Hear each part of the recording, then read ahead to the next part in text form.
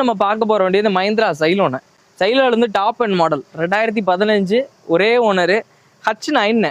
H9 ஆமா H9 ABS, air bag, alloy wheel, cruise control கொண்டு வந்துரும் வண்டியில.